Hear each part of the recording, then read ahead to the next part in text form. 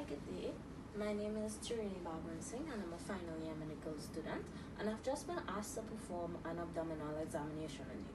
This would just involve me touching your feet, your hands, looking at the eyes, the mouth, and the tummy to make sure everything is okay with you. Would that be okay? Thank you. Now, could I have your name and age, please? Okay, Miss Alice. Are you in any pain at all, Miss Alice? No? Okay. Well, if you feel pain at any time, please let me know, okay? So I'm now going to expose the patient. Adequate exposure is from nipples to knees. However, for the purposes of modesty, we'll only expose the patient up to here. Now, on general inspection, we have 23-year-old Miss Alice who's lying comfortably in no cardiorespiratory distress. There are no obvious masses, there's no obvious abdominal distension. I can't appreciate any scars or striae. There's no discoloration and the umbilicus seems to be inverted. Now I'll check for pedal edema. No pedal edema. Can I just see your hands, Miss Alice? Okay. So her palms are equally warm and moist. I'm just going to check your pulse now. Okay, so the pulse is found to be 72 beats per minute, which is normal. Could you just do this for me, Miss Alice? Charmat's window is preserved, and there seems to be no signs of clubbing or peripheral cyanosis. Could I just, Alice, I'm just going to touch your face now. Could you look up for me? Could you look down? Okay, so I don't appreciate any scleral icterus, and the mucous membranes appear moist and pink. Could you just say ah for me? Okay. Could you touch the roof of your mouth with your tongue for me, please? Okay. Thank you. So I don't appreciate any central cyanosis. The mucous membranes are still pink and moist, and there is adequate dentition.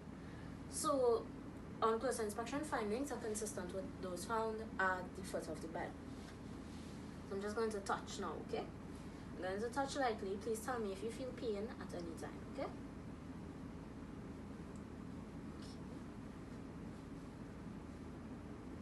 Okay, going to touch a bit harder now.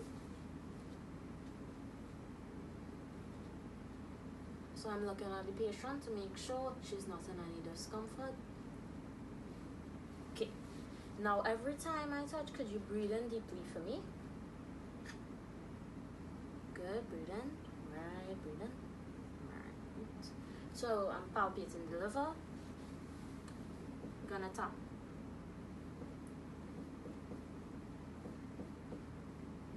Could you just put a finger here for me? Okay.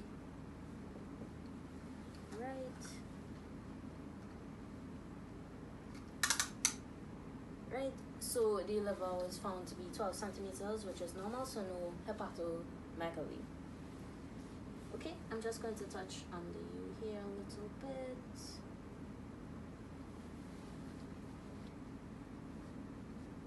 So the kidneys are not palatable. Could you just put your hand here for me, please? I'm going to check for fluid trill.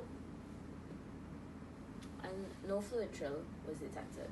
However, I did feel a mass in the umbilical area, so I'm just going to examine it a bit more. So I feel a mass at the umbilical area, approximately 20 weeks size in gestation.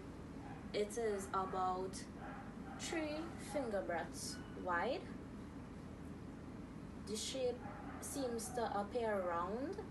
The consistency is firm, and it appears to be slightly mobile. It is not warm to touch, and it is not tender. As you can see, Miss Alice is still comfortable. I will see if it transilluminates. It does not transilluminate. It is not pulsatile. And finally, I'll just listen to breathe for breathe.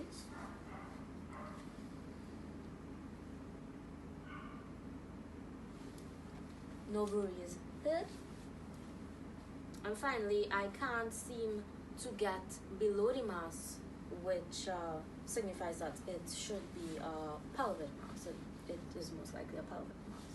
I'm just going to cover you back up now, Miss Alice. Thank you. I examined 23-year-old Miss Alice, and I was able to appreciate a mass in the region of the umbilicus, approximately 20 weeks gestation in size. The shape of it appeared to be round. The consistency appeared to be firm. It was slightly mobile. It was not tender or warm to touch. It did not transluminate. It was not pulsatile. No bruise were heard, and it seemed to be a pelvic mass. And as such, my top differentials would be fibroids as well as adenomyosis.